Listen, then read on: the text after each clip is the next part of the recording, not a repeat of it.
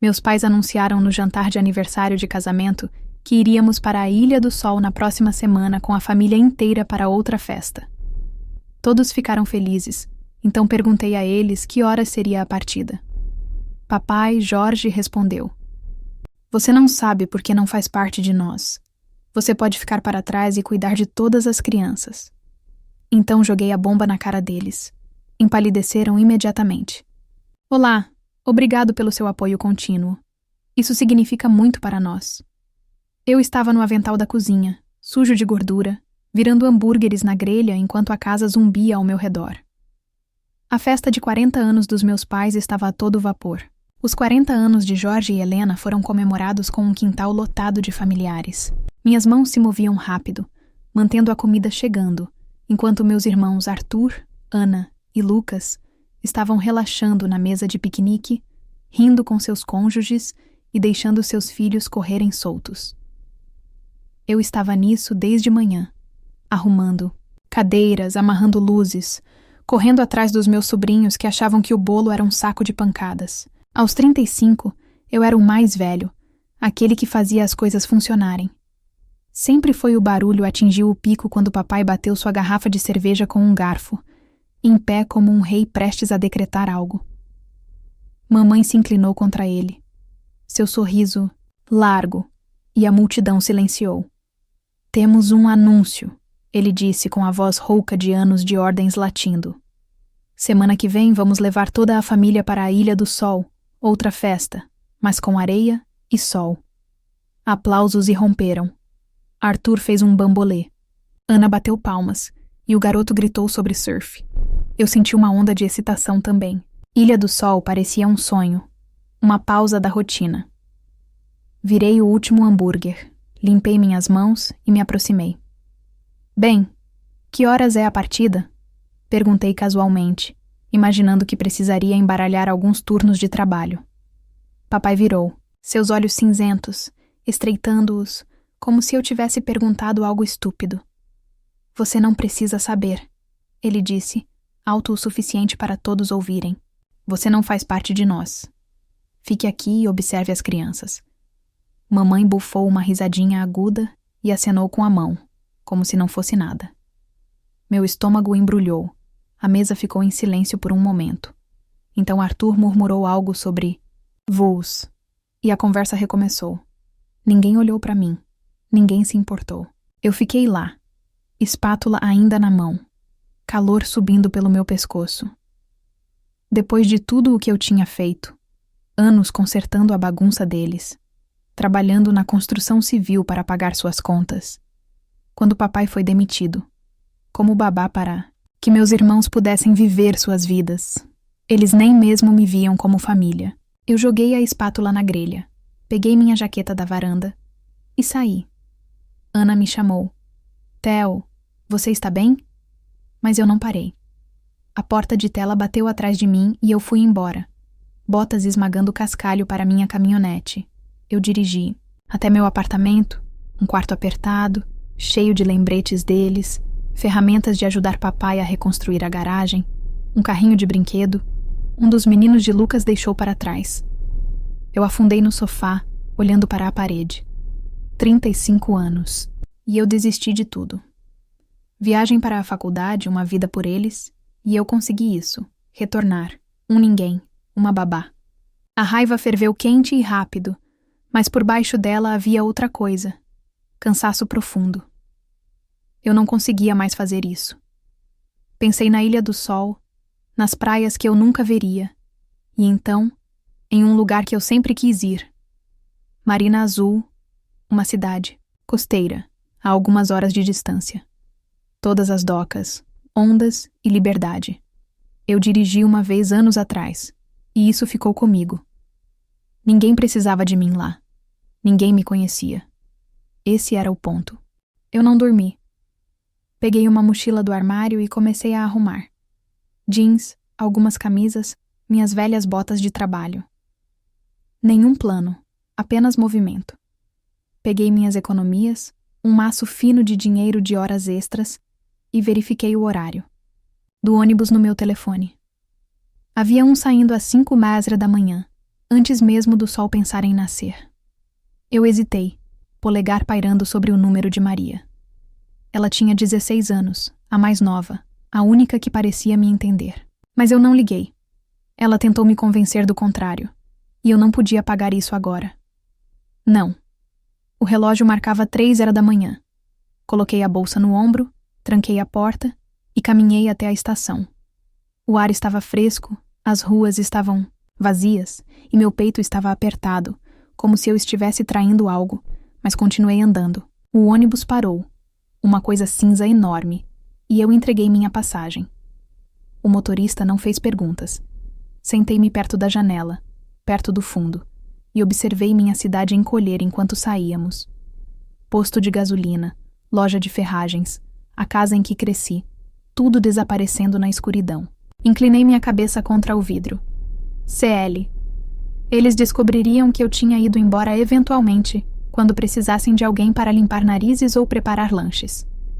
As palavras do pai ecoaram. Você não faz parte de nós. Tudo bem, se eu não fizesse parte deles, eu seria parte de outra coisa, algo meu. O ônibus roncava, me levando em direção à Marina Azul, uma cidade que eu mal conhecia, e pela primeira vez em anos me sentia acordado. Assustado? Sim, mas acordado. Eu não olhei para trás.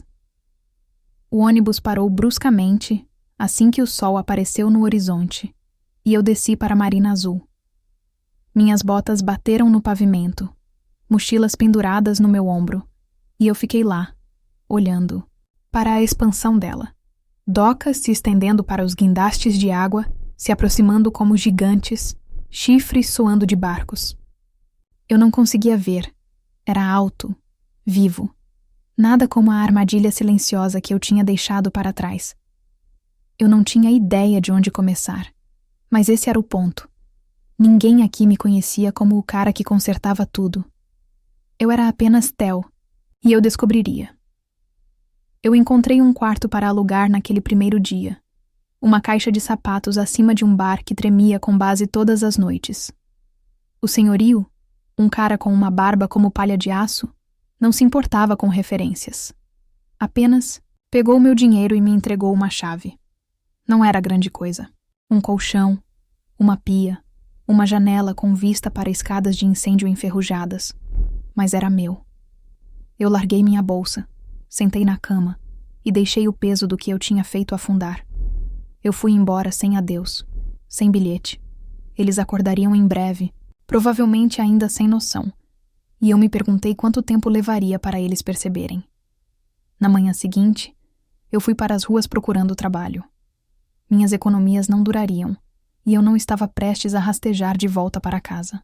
Eu consegui um show em um café perto do cais, algum lugarzinho lotado de pescadores e entregadores. O gerente me jogou um avental e me disse para continuar. Eu nunca tinha servido café para viver, e meu primeiro turno foi uma bagunça. Bandejas, derramadas, pedidos errados, xingamentos do balcão, mas eu resisti. Ninguém gritou comigo por esquecer fraldas ou perder uma coleta escolar. Foi difícil, mas estava limpo. Minha bagunça, não deles. Foi onde eu conheci Lúcia. Ela trabalhava no caixa, todas as arestas afiadas e golpes rápidos, com uma voz que cortava o barulho. Você é um cara novo e lento, ela disse, sorrindo enquanto eu me atrapalhava com um café com leite. Eu retruquei. Pelo menos eu... Não assusto os clientes, e ela riu. Uma de verdade. Não do tipo falso que minha mãe costumava me escovar. Lúcia era diferente. Não andava na ponta dos pés perto de mim, ou esperava que eu bancasse o herói. Ela saía e ficava me dando dicas sobre a cidade, como quais ruas evitar depois de escurecer. Eu não falava muito, apenas ouvia. Mas era bom ter alguém falando comigo como se eu fosse importante. Os dias se transformavam em uma semana. Eu trabalhava mal, e depois vagava pela cidade quando não conseguia dormir. As docas me atraíam mais. Áspero e real, com ondas quebrando no pier. Uma tarde, passei por uma loja de penhores. A vitrine estava cheia de lixo. Uma câmera velha chamou minha atenção. Uma coisa desajeitada. Eu poderia pagar, pensei. Eu tinha mexido com um no ensino médio, quando eu pensava que seria algo mais do que um garoto de recados da família. Eu comprei por impulso, pensando, por que não? Naquela noite, eu levei para a água. Tirei uma foto do colega cortando o mar. Ela saiu borrada, mas eu guardei mesmo assim. Parecia um pedaço de mim acordando em casa. Eles ainda não tinham ligado. Eu os imaginei.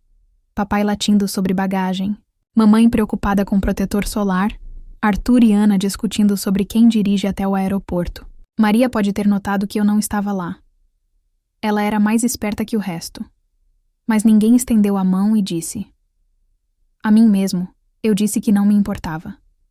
Eu era livre para construir algo, mesmo que fosse instável. Então, tarde da noite, meu telefone quebrou, o nome de Maria iluminou a tela. Hesitei, polegar pairando. Então respondi. Theo, onde você está? A voz dela era baixa. A mãe preocupada. Está surtando com a viagem. E você simplesmente se foi. Eu encostei-me na pia, olhando para o ladrilho rachado. Eu tive que sair no 2º ano. Não pude ficar. Respondi. Ela ficou quieta. Então disse. Eles estão bravos, mas sinto sua falta. Volte, por favor. Meu peito apertou. Ela foi a única que já me perguntou como eu estava. A única que eu odiava decepcionar. Eu não posso, eu disse, mais baixo do que eu queria. Não agora. Ela suspirou e a linha caiu. Eu coloquei o telefone no chão, mãos cerradas. A culpa assentiu para mim, mas eu sacudi isso. Desliguei. Eu fiz minha escolha. No dia seguinte, eu peguei a câmera novamente. Fotografei as docas ao amanhecer. Barcos descarregando, trabalhadores gritando. As fotos não eram perfeitas, mas eram minhas. Lúcia me pegou mexendo nela no trabalho. Levantou uma sobrancelha. Não te achei artístico, ela disse. Não te achei intrometida. Eu atirei de volta. Ela sorriu, e eu senti uma rachadura na parede que eu construí. Talvez eu pudesse fazer isso ao vivo aqui. Ser alguém novo. A cidade era áspera, barulhenta, implacável. Mas não exigia minha alma. Ainda não. Fiquei acordado naquela noite, a música do bar batendo abaixo, e pensei sobre a Ilha do Sol. Eles estariam indo embora em breve, ou tentando ir. Eu me perguntei se eles sentiriam minha falta quando as crianças precisassem de briga. Provavelmente não, mas eu tinha isso. A câmera, o trabalho, um começo. Não era muito, mas era o suficiente para continuar. Eu estava na cidade há 2 semanas quando aconteceu. Minha rotina estava se acomodando. Acordar, tropeçando até o café, estilingue de café, Dodge, Sheila's Jabs. Eu comecei a gostar da rotina, a maneira como ela mantinha minha cabeça ocupada. A câmera era minha fuga, depois dos turnos, capturando. As bordas da cidade, os guindastes ao anoitecer, a espuma nas ondas. Eu ainda não era bom, mas estava chegando em casa. Parecia um fantasma desaparecendo a cada dia que eles não ligavam. Imaginei que eles estivessem muito envolvidos na Ilha do Sol para se importar. Então, na noite anterior à grande viagem, meu telefone tocou. Eu estava no meu quarto, esparramado no colchão, percorrendo as fotos que tirei naquele dia. O número apareceu, Jorge. Meu intestino se contorceu. Quase deixei para o dublador, mas algo me fez pegar. Theo, onde diabos você está? A voz dele era toda cascalho e áspera, como se eu tivesse pulado uma tarefa, não tivesse saído da minha vida. As crianças precisam ser vigiadas amanhã e você é uma parede. O que é isso? Eu sentei, segurando o telefone com mais força. 2 semanas, e foi por isso que ele ligou. Não para saber como eu estava, mas para exigir que eu brincasse de babá de novo. Eu respirei fundo, senti a raiva que eu tinha enterrado, arranhar. Eu não estou lá, eu disse devagar e forte. Eu fui embora. Você não pode mais me dizer o que fazer. Ele gaguejou. O que isso quer dizer? Estamos indo embora para a Ilha do Sol e você está fazendo isso? Foi quando Helena pulou na conversa. Eu a ouvi pegar o telefone, seu tom afiado como uma lâmina. Theo, você está sendo egoísta. Depois de tudo que fizemos por você, É assim que você nos retribui? Tudo que eles fizeram? Eu quase ri. Anos de mim sustentando-os, consertando o telhado, resgatando Arthur da dívida, cuidando de seus netos. E ela teve a coragem de dizer isso. Eu fiquei andando de um lado para o outro no pequeno quarto. Eu ajudaria Hel de volta por décadas, derramando retribuir. Eu tenho sido seu capacho desde os 18 anos. Pulei a faculdade para pagar suas contas. Trabalhei minhas mãos em carne viva para que você pudesse sentar-se bonito. E você me diz que eu não sou parte de você? Eu cansei de cuidar das crianças. Você mesmo, mãe, gazeou. Então, estalou. Ingrato. É isso que você é. Você vai se arrepender disso. Jorge rosnou algo no fundo, mas eu não esperei. Eu desliguei, bati o telefone na pia e fiquei lá, peito arfando. Minhas mãos tremiam.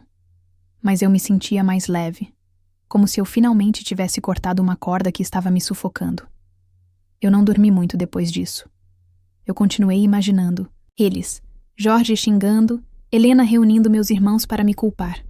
De volta pela manhã. Maria mandou mensagem. Trip está uma bagunça. Ninguém sabe o que fazer com as crianças. Elas estão brigando muito. Eu olhei para ele, imaginando o caos. Arthur gritando com Ana. Lucas choramingando sobre planos cancelados. Jorge se recusando a ceder. Eles construíram seu mundo comigo estando lá, e agora estava desmoronando. Bom, deixe estar. Eu não respondi. O trabalho estava um borrão naquele dia. Eu servi café, queimei minha mão no vapor, mal ouvi os pedidos. Lúcia percebeu. Me deu uma cotovelada enquanto ela ligava para um cara com uma jaqueta manchada de peixe. Você parece que deu um soco em alguém. O que foi? Ela perguntou. Eu dei de ombros e murmurei. Porcaria de família. Ela não insistiu, mas depois do nosso turno, ela me encurralou perto dos armários. Tenho uma aula de fotografia hoje à noite. Um amigo meu dá aula. Você deveria vir aqui para colocar a cabeça no lugar. Eu não estava com vontade de companhia, mas era difícil argumentar com o sorriso dela. Tudo bem, eu disse, pegando minha câmera. A aula era em um depósito, uma dúzia de pessoas com tripés e lentes sofisticadas. Eu me senti deslocado com meu ferro velho da loja de penhores, mas o cara que estava liderando, um cara magro chamado Gustavo, não se importou. Ele falou sobre enquadrar fotos, ver histórias no mundano. Nós fomos para fora depois de tirar fotos nas docas, sob as luzes da rua. Eu tenho uma decente, 2 trabalhadores descarregando caixas. Sombras se estendendo longas. Gustavo disse. Você tem um olho. Continue. Não foi muito, mas ficou comigo. Eu nunca fui bom em nada que não fosse para eles. Naquela noite eu fiquei acordado. O bar lá embaixo batendo como de costume. Maria mandou mensagem de texto novamente. Eles cancelaram a Ilha do Sol.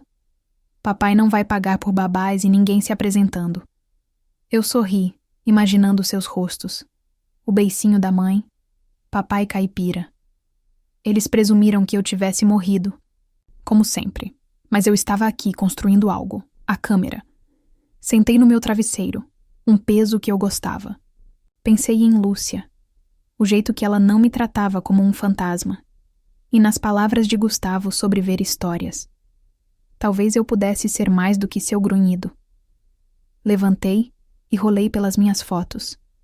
Trabalhadores do cais, agitando no meio do voo. Elas não eram perfeitas, mas eram minhas. Eu as tiraria sem ninguém me dizer onde ficar ou o que consertar. O telefone tocou de novo. Maria. Eu queria que você ligasse, disse ela. Eu queria 2 palavras para ela, mas ainda não. Ela entenderia um dia. Eu coloquei o telefone de lado e peguei a câmera, em vez disso. Amanhã, eu fotografaria as ondas ao amanhecer, enquanto elas quebram, quer minha família se entenda ou não. E eu estaria lá, sem cuidar da bagunça de ninguém, exceto da minha própria. Eu estava na cidade há 3 meses quando meu pai apareceu. Naquela época, eu já tinha criado um ritmo. turnos de café até tarde da noite com a câmera. Uma vida que não girava em torno das demandas de ninguém. A sala acima do bar ainda tremia com o barulho, mas eu tinha me acostumado. Até gostava de como isso abafava meus pensamentos. O trabalho estava mais estável agora. Eu conseguia preparar um café com leite sem xingar baixinho. Lúcia tinha se tornado uma figura sempre por perto. Seus jabs rápidos e ideias, como a aula de fotografia, que se transformou em algo semanal. Eu comecei um portfólio de fotos das docas e das pessoas que trabalhavam lá. Matéria-prima, Gustavo disse, que eu poderia ir a algum lugar. Eu estava começando a acreditar nele. Naquele dia eu estava atrás do balcão, limpando a máquina de café expresso, quando a porta se abriu e lá estava ele. Jorge, cabelos grisalhos, ombros mais finos e curvados, a mesma carranca que eu conhecia, desde criança. Minhas mãos congelaram no meio da limpeza. Ele examinou o lugar, fixou os olhos em mim e marchou até onde eu estava, como se fosse o dono. Os clientes olharam para cima. Então Lúcia levantou uma sobrancelha do caixa, mas não disse uma palavra. Theo, ele disse com voz baixa e áspera. Precisamos conversar. Meu maxilar apertou. Eu não tinha notícias dele desde a ligação, desde que a Ilha do Sol desmoronou. Agora aqui estava ele, sem ser convidado, no meu espaço. Eu acenei para trás, deixei-o passar e o conduzi até o armário, para um canto onde o zumbido da geladeira nos cobria. O que você quer? Eu perguntei cruzando os braços. Ele se moveu desconfortável, como se não estivesse acostumado. Comigo em pé. Você saiu, ele disse. Nos deixou em uma bagunça. A Ilha do Sol não aconteceu, não poderia sem você. A família tem sido... Eu o encarei, esperando. Ele esfregou o pescoço e murmurou.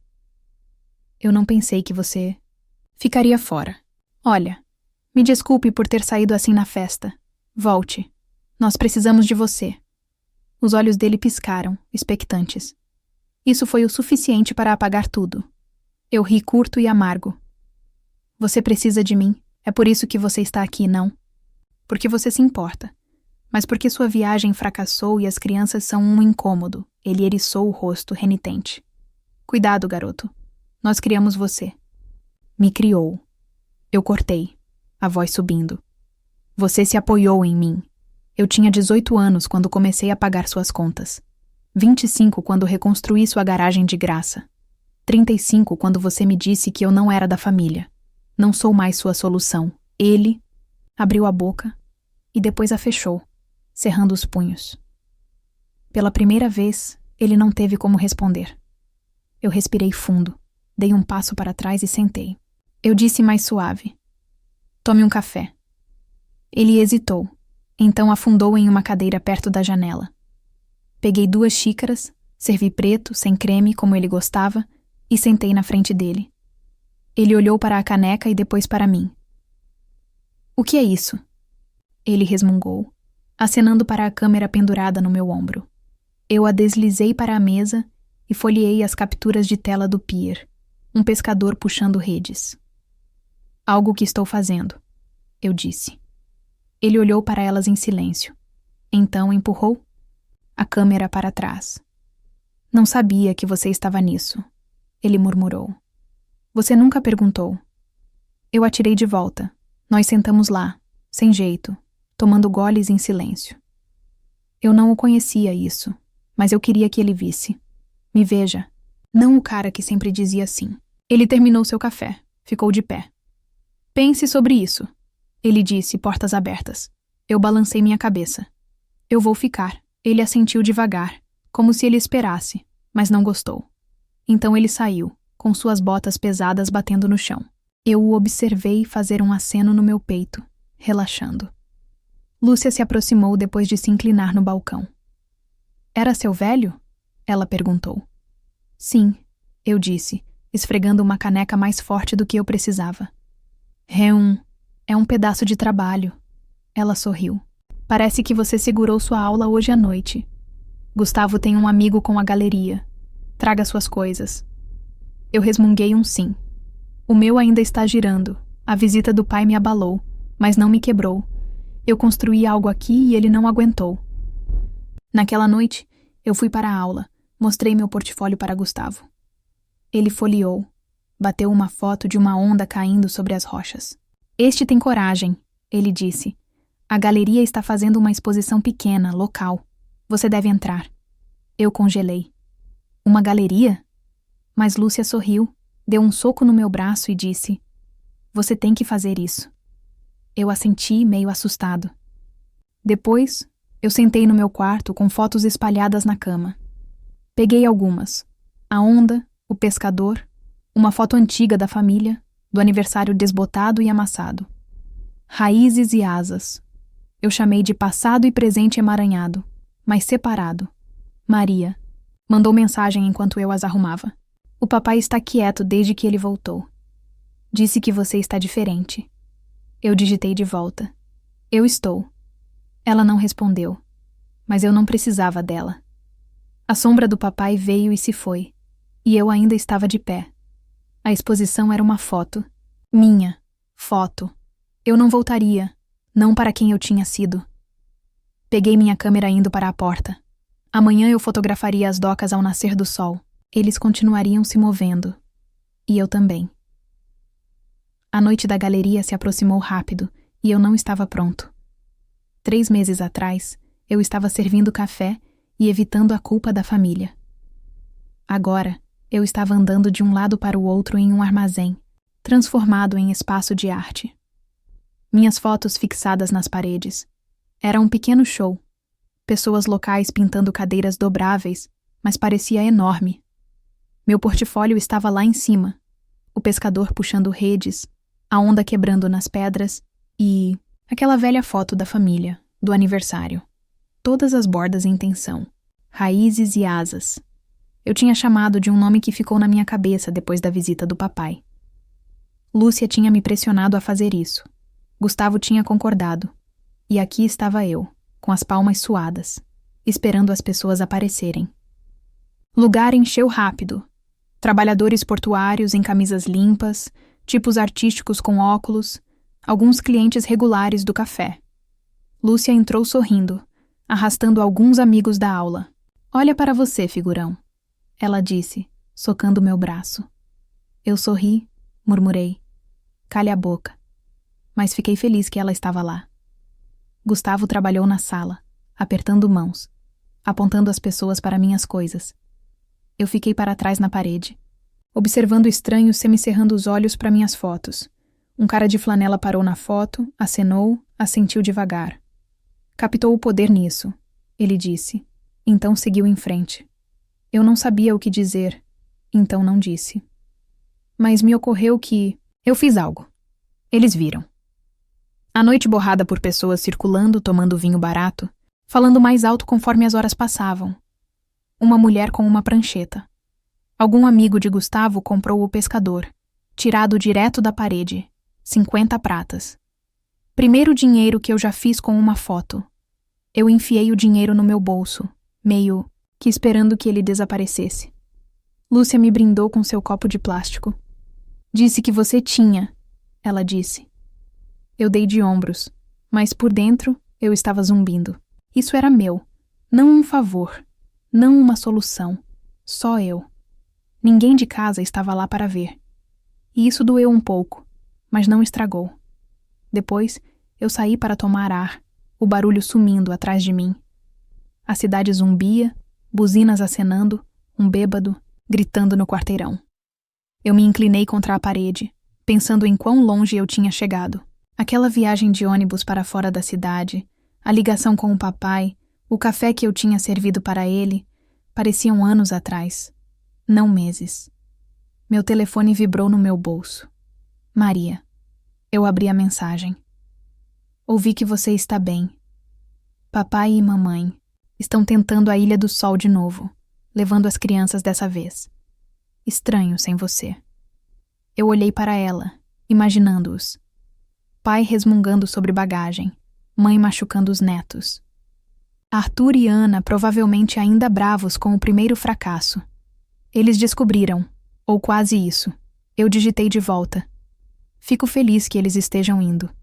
Estou bem aqui. Ela enviou um polegar para cima e foi isso. Eu não sentia mais vontade de voltar. As palavras de Maria costumavam me deixar nervoso, me fazer desistir. Vá embora agora. Não. Eles seguiram em frente, e eu também. A porta da galeria se abriu. Lúcia colocou a cabeça para fora. Você está se escondendo? Vamos. Gustavo está terminando. Eu a segui. Peguei o final dele, agradecendo a todos. Ele acenou para mim e disse: Theo's Works. Tem algo real. Fiquem de olho nele. Alguns aplaudiram, e eu abaixei minha cabeça. Não estou acostumado com a atenção. Acabou rápido, e eu ajudei a empilhar cadeiras. O ônibus ainda zumbia sob minha pele quando o lugar ficou vazio. Peguei minha câmera e saí. Era tarde, mas eu não estava cansado. Caminhei até a praia, a cidade ficando mais fina atrás de mim, até que era só eu e a água. O amanhecer estava próximo, o céu cinza, as ondas inquietas. Montei meu tripé, enquadrei uma foto. Uma única onda se formando, prestes a quebrar. Cliquei no obturador, prendi a respiração quando ela caiu. A tela iluminou com ela, nítida, viva. Eu sentei lá, nas rochas, observando a luz se espalhar e senti algo se estabelecer. Não exatamente paz, mas perto. Pensei na foto de família, na galeria, na parede, a carranca do pai, sorriso forçado da mãe. Eu nas costas, meio cortado. Sempre fez parte de mim, aquela vida, aqueles anos. Eu dei a eles, mas isso, a câmera, a cidade, a onda, era o que eu tinha escolhido. Eles estavam na Ilha do Sol agora, ou a caminho. E eu não me ressentia disso. Eles construíram algo sem mim, e eu construí isso. Os laços ainda estavam lá, desfiados e finos, mas eu não precisava consertá-los. Ainda não. O sol nasceu sobre o horizonte, e eu arrumei as botas, esmagando o cascalho. Eu iria para o café do Porto mais tarde, tomar café, talvez mostrar o escudo do tiro que Gustavo tinha mencionado. Outra exposição. E eu já estava pensando no que eu iria fotografar em seguida. A cidade se estendia à minha frente, áspera e barulhenta, e eu entrei nela, câmera pendurada no meu ombro. Eu não era mais o cara que ia embora, ou o que ficava muito tempo. Eu era apenas Theo, e isso era o suficiente. Se a jornada de Theo te fez feliz, deixe um like e me diga nos comentários qual foi o momento em que você se libertou e se escolheu. Inscreva-se para mais histórias como essa e aperte o sino para não perder a próxima. Obrigado por ouvir. Até a próxima história.